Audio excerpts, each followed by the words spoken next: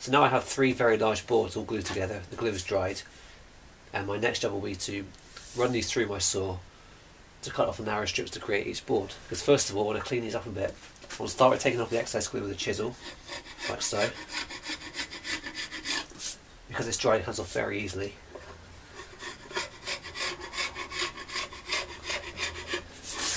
And I also want to very lightly go over this with my belt sander, just to remove the slight ridges here between the board joints.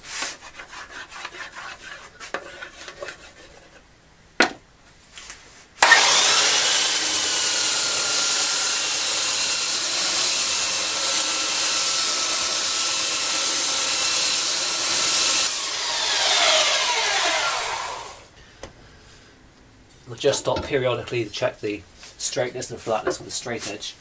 There's a slight bump in the middle there, around here. We'll take some more over there.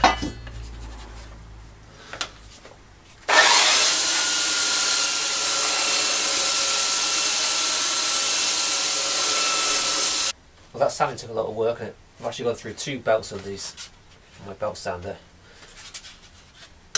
Now I want to cut these ends off square. I'd like to say I have a nice track saw to do this with, but I don't, so I'm going to use my circular saw. I've got an MDF straight edge here, clamped in place. It's square to the edge here, and I'm going to use my circular saw with a 40, I think it's a 42 blade. Yeah, just for a clean cut along here. I'm also going to put some masking tape over the cut line to prevent any breakout on the top edge, top surface. Like so.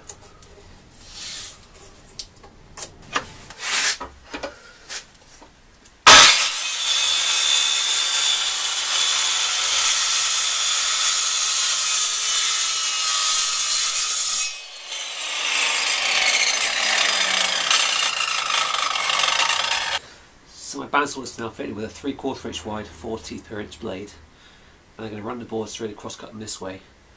I can't do this on my circular saw because there's no cross cutting fence and there's no miter track either for making a jig, so this is the best option for me. I'm going to cut them about 1 millimetre oversize, and that should allow for any sanding later on. Of course, the other problem I have here is that these boards are quite long, and this table is so wide here, so I've got very little support. I have to be very careful to try and feed it through.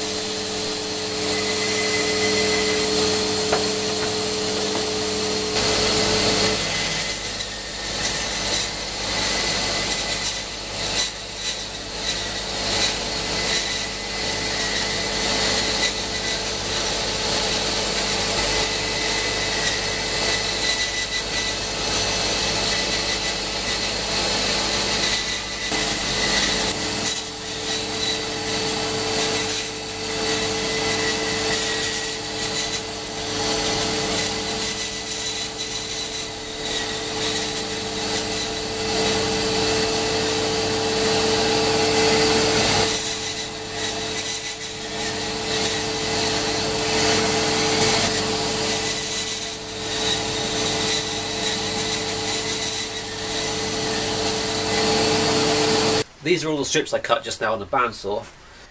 These borders here aren't quite as perfect as I was hoping. There's a very slight discrepancy between some of them, but again, I can't go back. I can't change that now. So now I've got to think about gluing these up. One downside to using a bandsaw for this, although you get the minimal kerf from the saw blade, you also get a slightly rougher finish. There's more of a texture to this one, so it will need more work to clean this up. I have a few offcuts here, and I just want to show you quickly how strong this glue is. Overhang it over the bench there. Take a hammer, If you look closely there, it's actually the walnut grain that's failed there, not the glue joint. You see that's still standing. And again, the other side.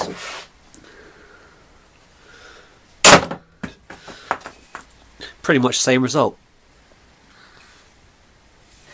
And as before, just a load of glue and some clamps to put it all together.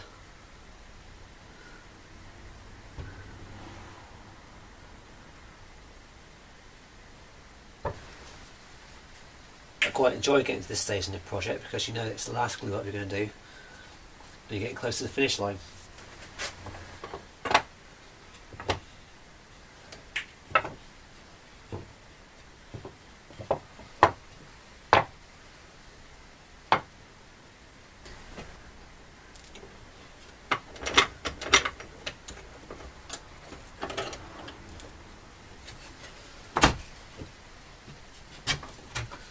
Try and keep these aligned. It's going to be a tricky part.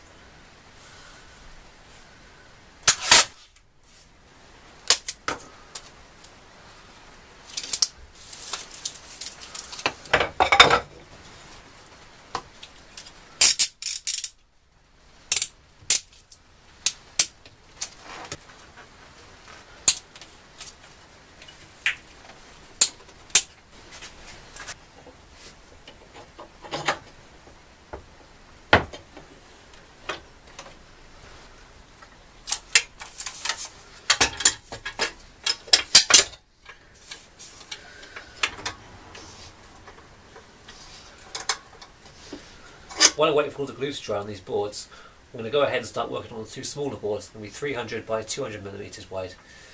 For this I found a piece of 1.5" thick walnut that's been in my workshop for years. I'm glad to finally have use for it because it's quite expensive just having it sit on the shelf up there. I've already started plating the edges lightly just to see where any sapwood is, and as far as I can tell there's no sapwood in this board, so that's quite good to find.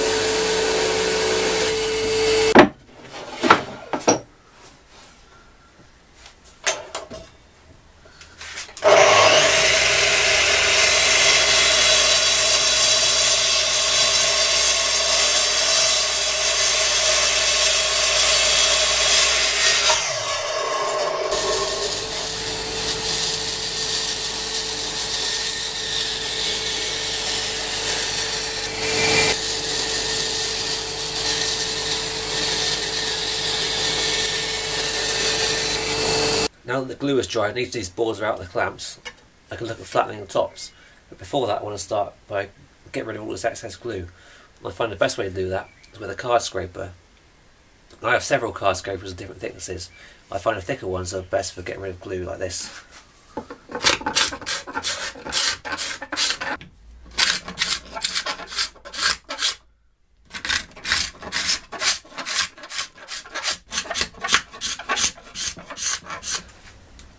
And this is how the final two boards will go together.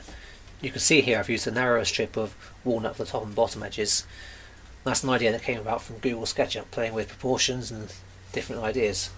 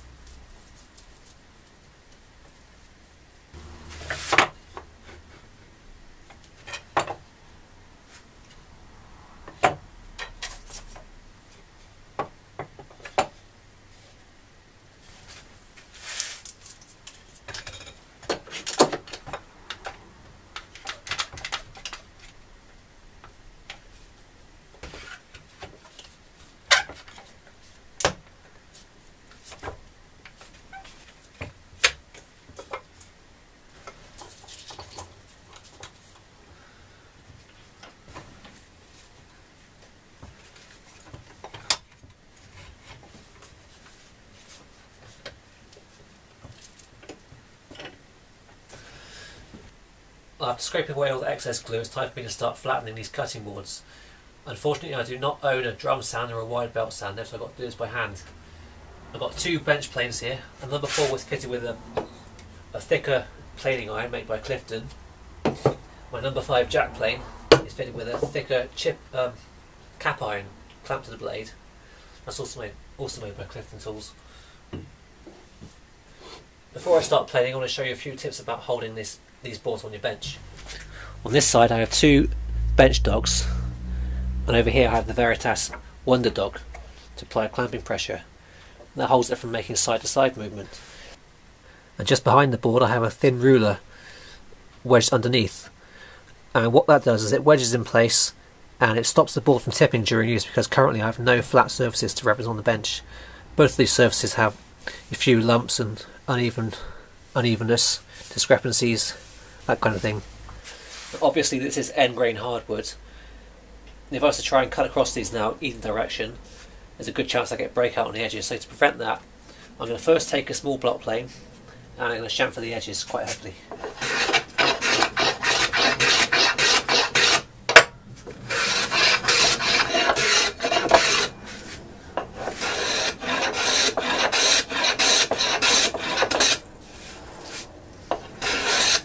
I'm going to start off with my smoothing plane, working across the grain to remove the high spots.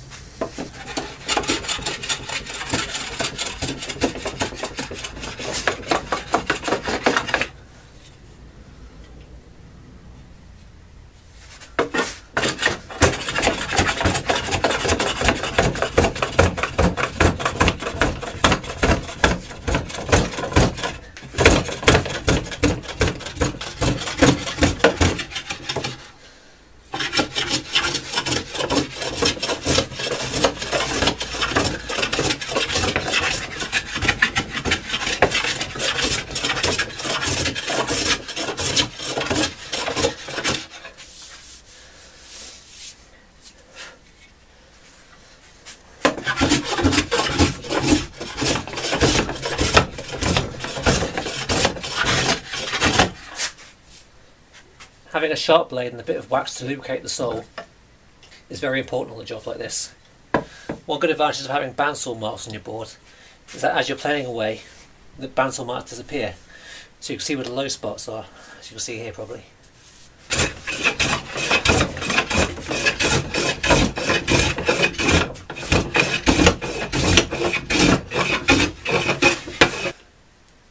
And after a few passes to remove the high spots, you can start working diagonally across the board to flatten it.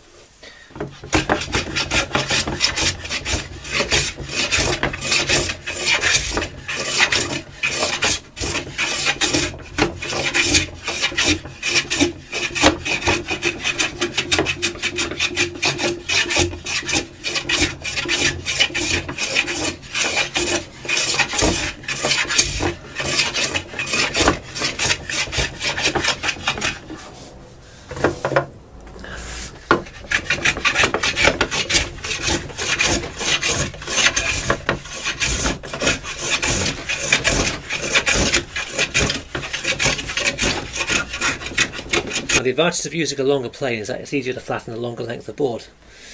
But also, as you're planing, you can use the edge of the sole to sight down underneath and look for any light passing underneath. And that will show you where the low spots are again. As you can probably see here, this is pretty close to being flat. Also check it across the diagonals. Bit of a low spot here, and also lengthways as well. It's high in the middle. And finally, when it's all looking pretty good and reasonably flat, take a few shavings along the length of the board.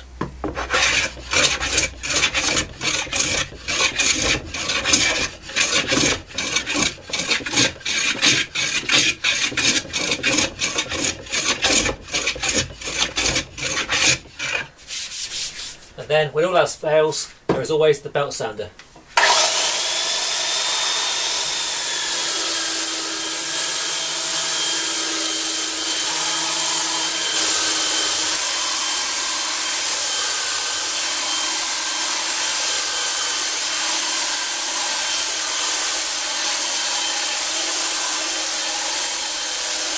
I'm sure that some will disagree with me, but personally I consider the belt sander to be an important step in my approach to flattening a board like this. I do the bulk of the work with the hand planes, and all this tool really does is just to remove the scratch marks and clean up the surface a bit, ready for final sanding. It is important, in my opinion, to use nothing more coarse than a 120 grit belt, and I tend to keep the speed on about the medium setting. And it's also important to keep the tool moving evenly across the board.